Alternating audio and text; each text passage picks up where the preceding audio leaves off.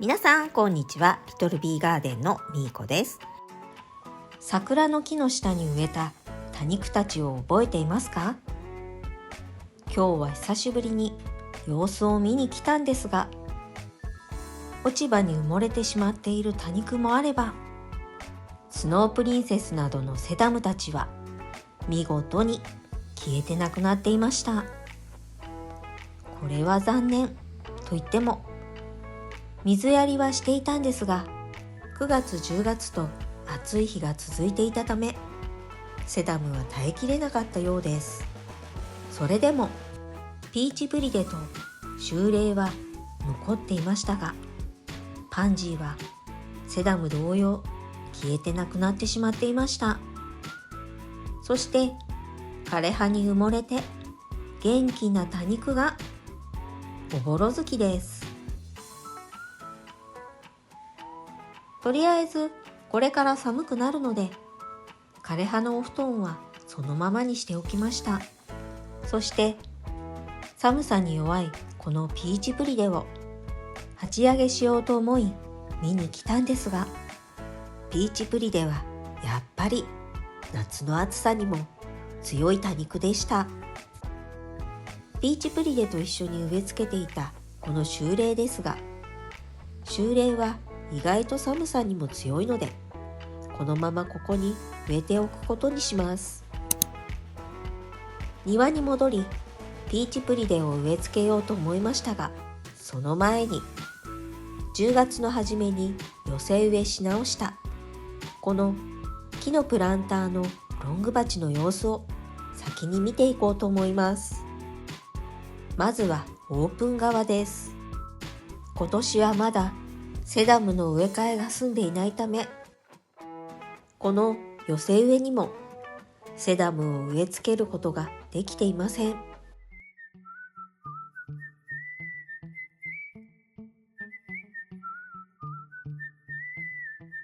そしてクローズド側から見た寄せ植えです。表側と裏側に植えてある多肉が少しずつ違うため、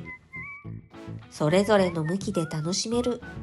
寄せ植えになっています。そして10月にホームセンターで多肉狩りしてきた多肉たちです。2回目の多肉狩りで購入してきた多肉たちには、今回初めて水やりをしています。ここで前回購入した多肉の名前が違っていたので訂正させていただきます。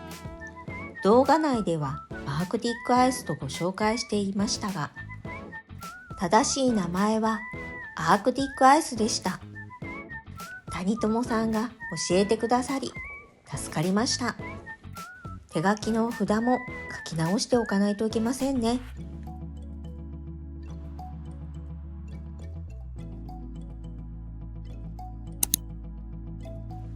それでは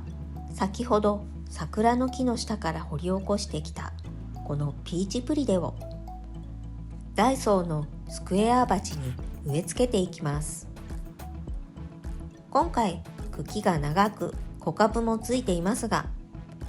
小株と一緒に首元まで深植えにしていきます。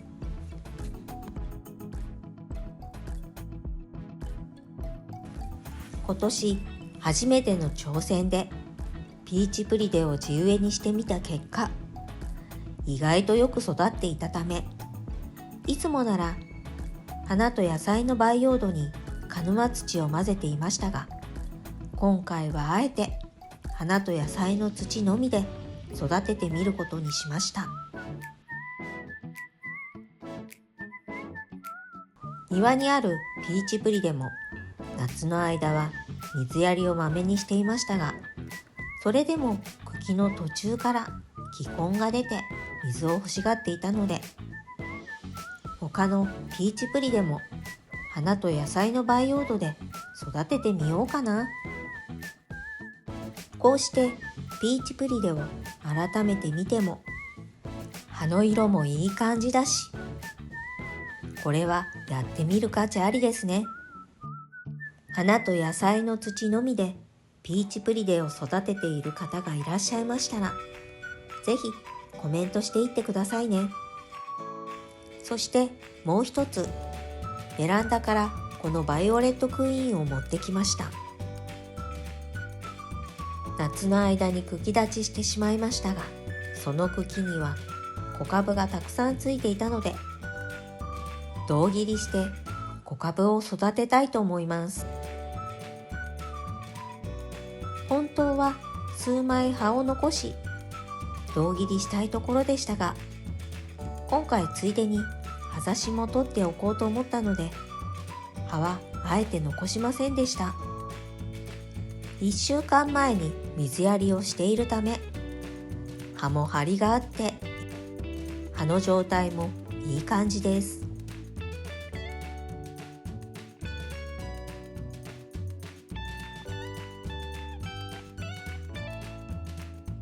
今年は葉ざしから育てていた苗も小さかったせいか、夏の暑さに負けてしまい、たくさんの苗をダメにしてしまったので、また少しずつ葉ざしを増やしていこうと思っています。とりあえずこの鉢に葉ざしも一緒に挿しておこうと思い、土を足しています。そういえばいつだったか、このバイオレットクイーンの葉ざしも育てていたはずなんですが、どこへ行ってしまったのか、今度探しておこうと思います。葉ざしを挿してみると、思った以上に葉ざしが多かったですね。これは早めに葉ざしだけ別の鉢に植え替えた方が良さそうです。そして胴切りしたバイオレットクイーンの株元にはいつもの置き火を置いておきます。胴切りしたロゼット部分のバイオレットクイーンも忘れずに植え付けておきます。はい、これでバイオレットクイーンの胴切りと植え付けが完了しました。そして最後に新たにピーチプリデをカットしてきて、小さな寄せ植えを作ります。というのも、ピーチプリデを畑から抜いている時に、畑を貸してくださっているお母さんが多肉を育ててみたいということで、小さな寄せ植えを作ってプレゼントすることにしました。このアロマティカスもピーチプリデと同様に、夏の暑い時期でも元気に育っていました。多肉ですがハーブでもあり、香りもとても良くて、簡単に育てることができるので、初心者さんにもおすすめです。そしてこのおぼろ月もよく増えてくれるため、初心者さん向きですね。取った下葉はポイポイトレイに入れておきます。そして空いているスペースにはこのブロウメアナを植え付けていきます。その時、茎は長めにカットするのがポイントです。カットした多肉の苗は安定せずぐらつきやすいため、根張りが悪くなりがちですが、ブロウメアナやセダムを使って多肉の苗を固定させることで、より早く根付いてくれるんです。しかも鉢いっぱいに隙間なく多肉が植わっていると、可愛さも倍増で一石二鳥です。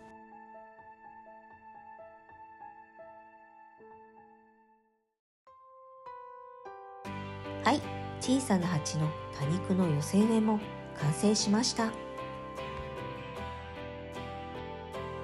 はい、ということで今日の動画は、